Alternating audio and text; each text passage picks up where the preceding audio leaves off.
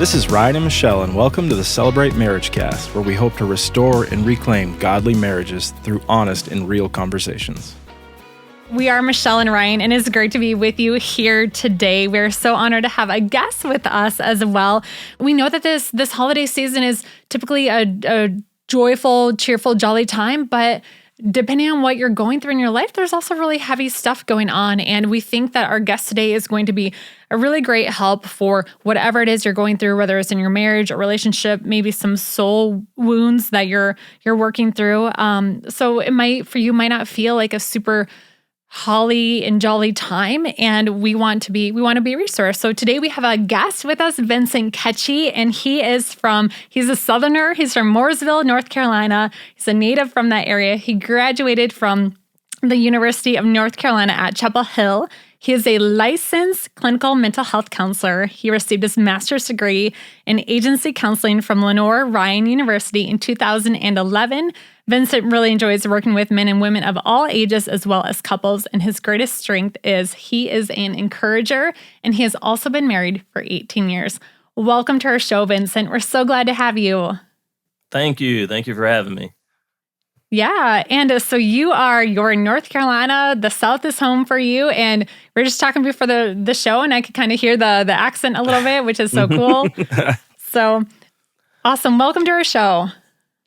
Well, Vincent, we're gonna jump right in, and just one of the things in couples that I hear all the time is this conflict that comes up, and there's usually one topic that always seems to come to the top of everybody's list. It's communication. Mm-hmm. Where does this problem come from that we have this difficulty in our marriages, in our relationships with communication? Well, I wish it were simple, but I think it's just really, at least for me, so I mainly counsel couples or do marriage counseling. I'm seeing today I've got 5 after this. That's a full day. Yeah. Well, usually I see about 5 or so during the day. So it's, communication, like I said, I wish it was simple, but it is so complex. I feel like there's all these layers to it, and there's many different ways that things can just go sideways, I guess, with people. And sometimes it's easier to figure out what's going sideways, and sometimes it's very difficult to figure out what's going sideways. And you may don't need, it takes quite a while to even figure it out or even know that is happening. Yeah, it seems like, I don't know, it seems like communication is like the catch-all, though, that everyone's like, oh, we just aren't communicating. Mm. And I don't know, sometimes like I think it's more, I look at our own lives and it's like, well, it didn't start as communication. I mean, we were dating and we were great communicators. Sure. And then all of a sudden you get married and it's like, do you just become bad communicators? I think so. So with my couples, I start off and I kind of get a whole history. And yes, just like you say, most of my couples will start off, hey, they were good to talk to, easy to have conversations with. And then now you're looking, 5, 10, 15 years down the road, and they hardly speak to each other. They can't communicate. Mm-hmm. I think, so, of course, when you're initially dating, it's, you like the other person, you're wanting to know the other person, right. You're open. There's not those kinds of things that have happened where that person's hurt you or something's where you've hurt them. So your guards are not up. Usually not up as much. Sure. Usually when you're first earlier in the relationship, but then later on in the relationship, you may have those guards up in those areas, which may cause some of your lack of communication. And then as life moves on and different issues come up, I feel like what happens is you hit these triggers and you didn't know them previously. But now they're triggers as you talk about something. And what I mean is, let's say like for the husband, it was about, I don't know, money buying a car or something like that. The finances to buying a car. Well, y'all hadn't bought a car together and you're 5 years into marriage. Now you got to buy a car. Well, that whole idea of buying a car together just sends the husband into a spin. Sure. And Okay. where maybe they don't hear what the wife has to say, it's hard for them to talk about it. They don't realize it, but they start coming across as aggressive or at least or aloof or something like that. And now a problem starts. And now there's an issue with buying larger item, things, and it's with communication, and it didn't start like that. And now there's a little seed planted in that area. Hmm. And then later on, that one may rear its head again when you're trying to buy something else that's larger, maybe a house, maybe buying some, car for the kid, who knows what. But I think all these things, they build up over time if they're not dealt with. And many times these things we're talking about, they're so abstract, you don't even realize it's happening. Sure. Yeah. Vincent, how do you create awareness to recognize that something like that might be happening and then prevent that from happening in the future? Because it sounds like it's a lot of layering of things that really do build up. So with my counseling, what I do is I'm very methodical.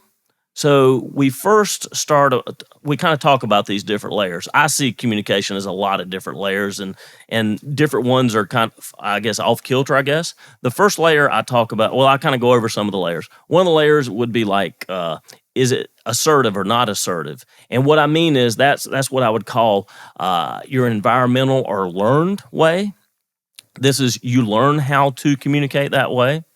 And so that's the first one I go over. The next one I go over is what I call biological, which are what I call, some people are painters and some people are pointers.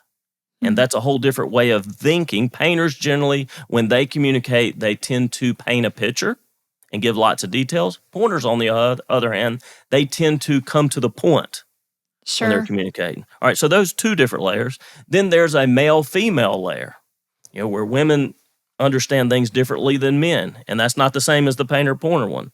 And then there's a deeper layer, and I put this one in the category of attachment, I guess. It's kind of like ways people learn to attach, and some deeper kind of spiritual aspects. What I mean is, like, everybody has a soul, and their soul is, what I mean by soul is, it's how they organize things within themselves. So they have spiritual DNA, and some of that spiritual DNA is not right. It's off. And that's what we work with in this attachment, this spiritual aspect of it, which could be, I'll go back to the one I was talking about with with cars and spending money on buying cars or kind of big ticket items. Let's say for this particular person, when they were 16 years old or something, and they were having to get a car with their dad or their mom, and their dad blew up or made a big deal out of it, and it scarred them. There was like verbal abuse, or maybe even their dad got mad and hit them, and their father didn't do that way, and their father was emotionally distant before then. So then whenever these big ticket things come up, it brings up all of these other emotions that are tied in with it from this incident that happened when they were 16 years old. And now unpacking all that and realizing that affects, this guy that's 45 and he's trying to figure out a car for their next vehicle. Right. Yeah. Right. So all that's kind of in that layer as well. Yeah. Vincent, one of the things that you had talked about is a little bit of, trauma and this word soul wounds. How big of a role does that play in marriages? And maybe could you walk us through like maybe another example or how you'd recommend that couples start to get care for a situation like that? Well, so with these soul wounds, many of them, some of them can be small. So I say small. You may learn a little bit about it, Bible study or something like that, or you read something and it helps you to kind of work through, or at least you get some understanding. Sure. Some of the deeper ones, it's really, really difficult to work on those because we're in so much denial about them. We Sure. don't even realize what we're doing. Sure. Yeah. I have couples here, which, all right, I'll go back to my communication. Yeah.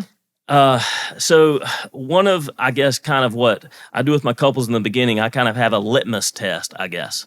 All right, so I have my couples on my couch, kind of over here, and I have them face each other. And then I tell, well, hold hands just like when you got married. So they're holding hands together like that. And then what we do is we work on just reflective listening or active listening. So what I do is I have one of them talk about something that happened, and then I'll give them a sheet which has some emotions on there. I say, pick some emotions, describe that. And then the role of the other person is just to listen. And then if the person talks too long, I'll stop them. and then I have the other person to just summarize what they've heard. Try to tell the other person kind of generally what they heard. And what I find is it's amazing how difficult that is for some couples. And it has nothing to do with intellectual ability.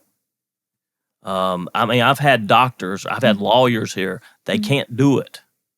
They just, they can't slow down and actually listen to the other person and then, be able to articulate. I have to have them slow them down, and it may take 3 or 4 times before they can summarize it there. But it gives me an idea of where their skills are at, and they don't even know that they don't even have those skills. Sure. Even though they may be able to use those skills at work, they can't do it at home. Without wanting to formulate a response or thinking about what they're going to say next or something like that. Something like that. Or they may not even realize that they're talking like this, like we're talking right now. But when that word about the kids or that word about buying a car makes them start talking like this and getting really loud, and they may not even be aware that they jump from right here talking in a healthy tone and in a gentle tone to jumping up here. And what I may do is I stop them there and I say, whoop, let's slow down. All right, what just happened, 3 or 4 seconds ago? Did you recognize what happened? Yeah. And then we begin to talk about that. Because for them, they feel like they were being relaxed and calm and talking. They didn't even realize that they jumped up to that next level. Wow. Or that it got them excited. And again, it has nothing to do with intellectual ability. What are some common soul wounds or traumas that you deal with, and what are some steps? Like how would a couple start to gain awareness of that and start to maybe process through? What are steps that people how do you become aware that that's impacting your marriage? Yeah. I mean, sometimes people don't realize it until, of course, something bad happens and brings them to counseling. Sure. What I mean is like an affair or something like that, or somebody's made another bank account and they're spending all this money over there, or I don't know what's going on. Something kind of bad happens. So with my couples, I generally begin with communication, and I work on that. I work on those areas. I work on that assertiveness, and it's many sessions that I spend on that, where they're beginning to even recognize their deficiencies. Because some people, I mean, I just had it last week. I have somebody, they're in their 50s, and their best friend's a counselor, and their other friends are there, and they just recognized, because I mean, I don't know, it's nothing that I said, but like I say, I'm just methodical. Even though people may have been to counseling before, I go over it again. And I'll tell you, this is what I like about couples counseling. I may not know what happens outside a session, but at least I can comment on what happens in session. Sure. Yeah. So I can speak truths then in session of how they're communicating with each other and bring it there. So this particular client, they're in their 50s and they've got all these people around. They're in all these Bible studies and things like that they've done before. But then, I'm speaking in here as I'm going over passive, and this is the first time that they realize that they're passive. Because we're just digging down deeper and looking at these different relationships of where they're passive. Because they're not passive in all relationships, but they're passive in these particular relationships that they didn't even recognize it. And although it's apparent to a lot of people there. So going back to you're saying, how do you work on these? It takes a lot of being intentional. Sure. So I think for some, it may be going, to marriage retreats. It may be going to, a Bible study or your Sunday school class or your life group. But many times those only get surface level. They don't really get deeper. I mean, if it's some deep issues, then it's going to take going to, a counselor, a marriage. And when I mean counselor, I'd recommend a marriage counselor, not somebody that just does although individually may be good, but many times a marriage counselor is going to be able to help somebody who only does marriage, or does a lot of marriage counseling. Sometimes I have couples come in and I have to figure out, all right, is this something that's really bad? Let's say if your husband or your wife is dealing with alcoholism, right? That's a big major thing that has to be dealt with. Communication, of course, is horrible in that relationship. Or let's go over here that let's say one of the spouses has had an emotional affair. They've been chatting with somebody online. Or they've had an affair, a physical affair, or it's went from emotional affair. And usually my definition of emotional affair is this, or at least this is how they start. It is talking to someone of the opposite sex about your marriage. That's generally how they begin. Yeah. That's generally how they happen or how they progress. Yeah. Right? So let's say a person has I emotional. really appreciate you saying that, Vincent. I don't think we've covered that topic on this show, but that's a really good boundary. I just want our listeners to really catch that. When you're opening up your heart and your soul and your words to someone of the opposite sex about your own marriage relationship, and maybe they're just saying like, hey, I'm going to be a helpful friend.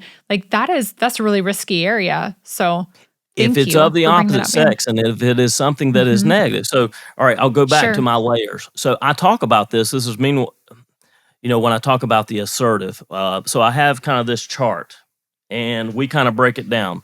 And everybody knows these words, but 95% of the time people don't know my definition. It's vastly different than what they got in their head. Sure. So I've got this chart. I'm showing y'all. I know you can't kind of see it there, but I go over passive, and we go in depth. We talk about what the behaviors of passive, the nonverbal behaviors, or your nonverbal of passive, the beliefs of a person when they're passive, the emotions of a person when they're passive, the goals of a person when they're passive. So we go in. Then I talk about aggressive, the same kind of categories. Then I talk about passive aggressive. And then I ask them, each one of these, all of these are negative ways of communicating, but we talk about those and try to understand when they do those in relationships, because everybody does all of these to a certain degree. Sure. We're all sinful. We all kind of do it. So going back to what you said, as we were talking about the talking to someone of the opposite sex about your marriage, that would be in the passive aggressive category. Sure. You're there, you're talking to someone else, or you go more biblically, it's gossip. It's, when the healthy is to talk directly to your spouse about that together and sitting down to do that. So we go over that, talk about truths to that person about what they're doing is a way. So I spend a lot of time doing that. And then the last one is the assertive or the healthy one, which my definition, one definition. I give many definitions, and many times my definitions don't make sense until I can actually give more meat to it. What I mean is like examples, and we'll talk about scenarios, like what happened here with you. Were you passive aggressive? And then I'll ask the couple, what does assertive look like in this situation? Sure. So assertive, my definition is, the big thing is that a person is relaxed and calm. Their demeanor is relaxed and calm. And then they are honest and direct about their feelings, their needs, and their wants while they're talking to that person. Sounds like a safe space too. Yes, and it's making a safe space. All that is part of that, making sure that they feel comfortable so they can open up. So going back to I have people work on that. That's a huge one. It takes a long time to get people to work on that, to even build up those skills, because a lot of people don't even realize they don't even have those skills. They're oblivious to it. Then I talk to the painter-pointer, and they don't know anything about that. So that's a whole nother area. Then we get to the other ones, up to the soul wounds, which is even deeper. And for a lot of my couples, I tell them this: if I have them work on their homework outside of session, and then, if it gets heated, stop talking, come back in session, and we work on it so we can make it healthy or show what it's healthy about. But now, getting back to your asking what to work on, so those ones with, let's say, that are having these, let's say, alcoholism, dealing with that with one of the or with an affair. So part of my homework, I give hard homework, but it's good. It's healthy homework. I would have clients go to a support group. It's outside of this counseling, which would be like, the one I recommend is Celebrate Recovery. Sure. which is a Yep, large. we have a You can group go online here and see at. Celebrate Recovery. Yep, we have one at our church. Yep. And they do the hard work of Celebrate Recovery while we're working on the marriage counseling. And many times with Celebrate Recovery or with a support group, God really uses the people there. So you may have the least educated person who never graduated from high school, but then they may be saying the same thing that I'm saying or I've been saying, but they may say it in a different way, and it speaks to them that time where they actually hear it and take it to heart. Sure. I think the valuable thing though about going in your own home church area would be that community, because I see it happening here within our church and congregation is, man, that they're like thick as thieves. Like they sit by each other on the weekend. They're like in each other's lives. And I think that is such a beautiful thing of accountability too. Like really having people walking with you. So yeah. It is. And it gets really deep with Celebrate Recovery. And yes, a lot of mine do go to their churches, or I have ones who don't go to church and they end up going to the church where they have Celebrate Recovery. Yeah, we've seen that too. Kind of and then some don't have options of going to different ones if there's not a lot of them around. I think so. What I'm hearing from some of that is just starting, if our listeners can start to identify how are they communicating with their spouse. Is it passive? Is it aggressive? Is it passive aggressive?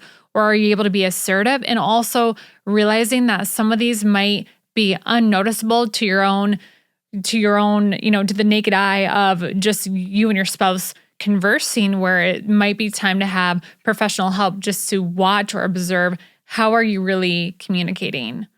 So I think that, those are great nuggets. I think, Vincent, like the question that I have, and I'm just curious, for our listeners, what is that point, that starting point, or maybe just like the point that, hey, we need help? Great question. Like what is that to really say, okay, we're in trouble, we're not communicating well. We've identified maybe there's layers. What is that point?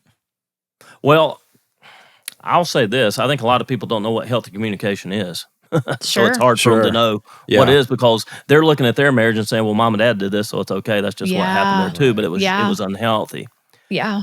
So I like to go back to what I said there before. Can they have a conversation seated together, holding hands, and talk about a difficult issue?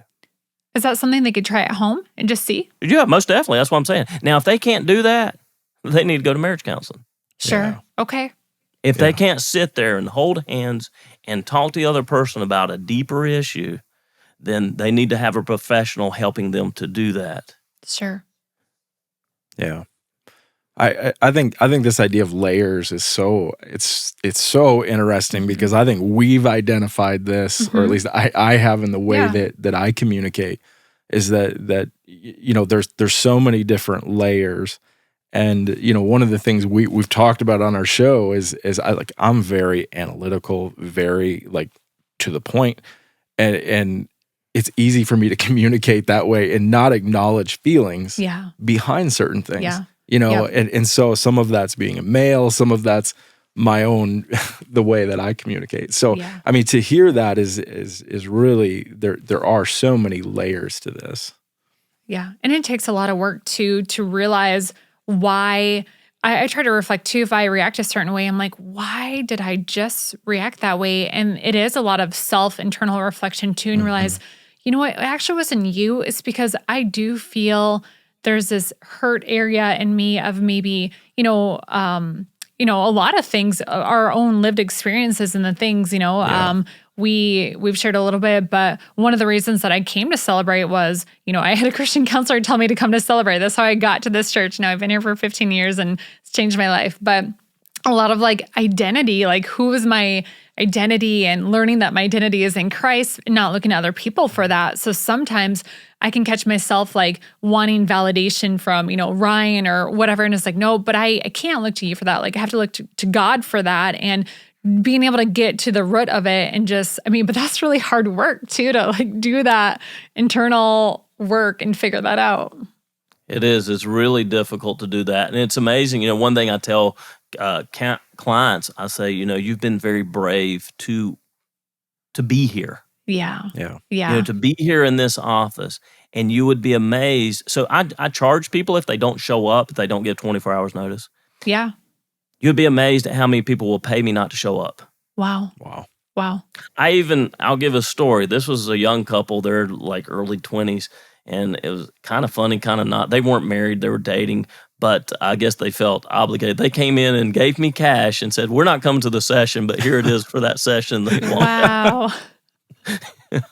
So yeah, it's hard. Funny. It's difficult. Yeah. So to go to counseling to work on this, it's being very brave because you're being vulnerable. Yeah. Well, Vincent, this has been so good. Thank you for joining us. Just as we wrap up here, we've got our 3 questions that we ask all of our guests, just kind of rapid fire here. Vincent, what is your marriage why? Why is it important to you? Why is marriage important? Yeah. Okay, well, I'll try to make it short. So for me, became a Christian, well, I say rededicated my life at 18.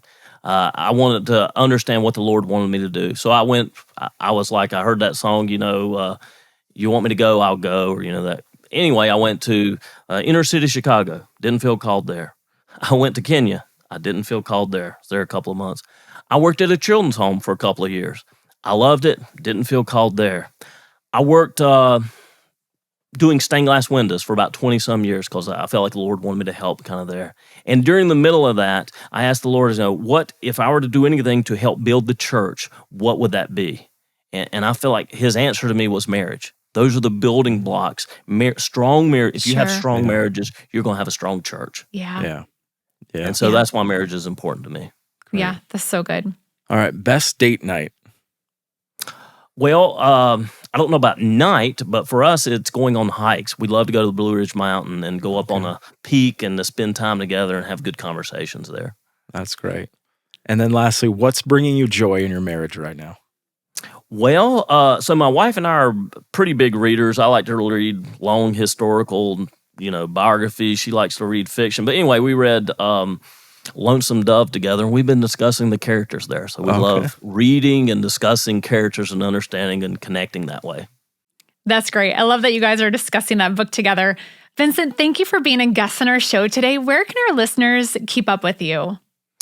So our website is, our business is Christian Counselors of Mooresville. So our website is ccofmooresville.com. And then also have a podcast, and it is relationshiphelpers.net. So you can go to either one of those. All right. Thank you. And we can put those links in our show notes as well. So, well, thank you so much, Vincent, for being a guest on our show today. And I think just what great insight into the world of counseling. And yeah, if that might be the best next step for your relationship, we would encourage our listeners to, maybe listen to that prompting on their heart and take that step if needed. So thank you for being a guest on our show today. This has been the Celebrate Marriage Cast. We look forward to rejoining with our listeners on our 5-Minute Friday, where Ryan, I haven't really even told you what we're doing a little bit. Well, I guess I told you high level. We're going to do vision boards. Oh, great. And we've done those in our house, and we're very excited to take those to the listeners. So we talked about it, but we're doing it this Friday. So, and if you need additional help on your marriage, check out celebrate.church/marriage. Make sure you subscribe and share this episode with a friend. And we hope you continue to have a great week. See you on Friday.